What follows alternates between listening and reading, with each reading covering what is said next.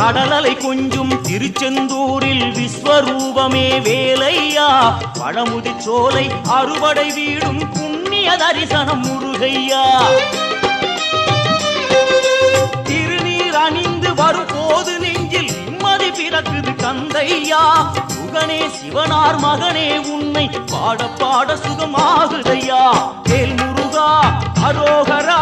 அரோகரா வேல் முருகா